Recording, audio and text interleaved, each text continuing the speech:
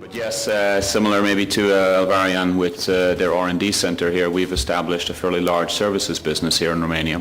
And I'll give you a little bit of a background on that, and then maybe answer a few questions about where we see things right now for Romania, for the market, and particularly with the current crisis. We're well known, I think, for our technology leadership in the telecommunications industry, but we're also the number one services provider in the telecom industry. So we are the biggest provider of telecom services. It's a substantial part of our business. Within that, we manage a lot of networks, and today we manage approximately 225 million subscribers around the world. So we work with all of the operators who are our customers to help them manage their business and to manage their customers. So we take on the responsibility for substantial parts of the network management.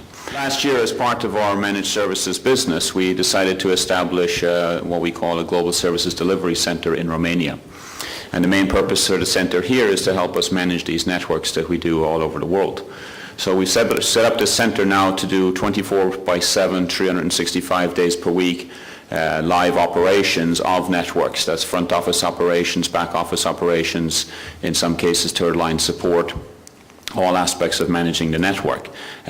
So constantly surveilling it, and as well as that then establishing various aspects of the network, such as the solution architecture and project management, to get things done. We also do application development. We develop applications specifically for our operator customers, and that's a substantial piece of our business here as well.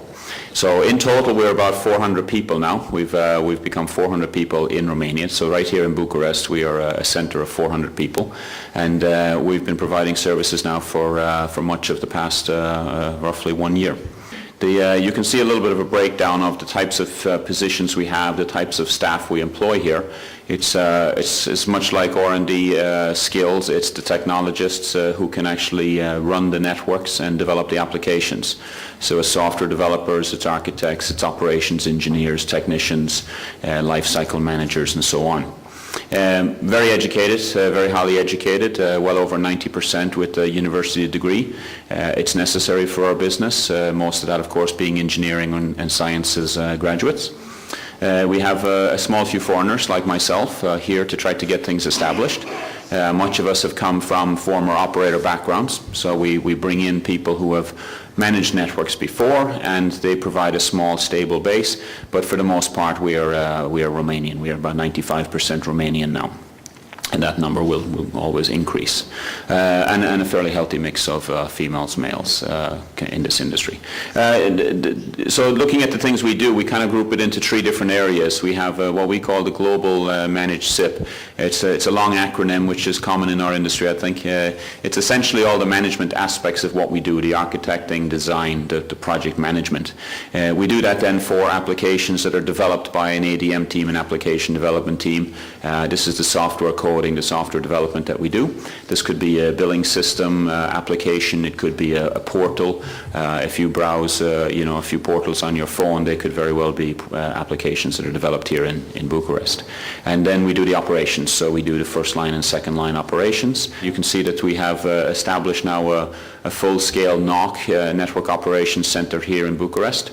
So this opened now just a couple of months ago. We've been building this and preparing for this for a little while. So this is our 24/7 live site, always staffed round the clock, fully secured, redundant links, power backup, the whole lot of good. We've made a substantial investment in that. And from there we manage a number of operator networks then in different parts of the world. To just kind of summarize what advantage we have to be doing this, and it's notably our skill and our scale. We've made quite an investment across the whole company in our knowledge, in our processes, our tools. We have a common tool suite that we use for managing these networks all over the world, so we can access remotely into networks and we don't have to be on site. That allows us to centralize, and then that gives us the ability to build scale. And once we have that scale, we do a fairly good job, I think, of managing our knowledge and sharing our knowledge among ourselves. And because we have so much scale now, we manage pretty much every vendor product on the market. So we're never short of competence on any particular vendor product, for example. And that's one of the advantages of growing to become big.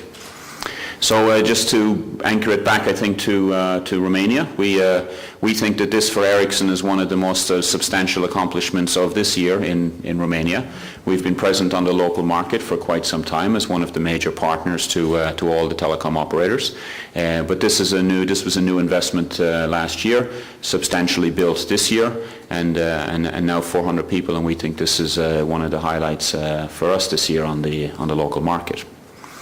Regarding where's our business going and the current crisis, you know, I think a crisis brings also opportunity for those who are prepared to take advantage of it.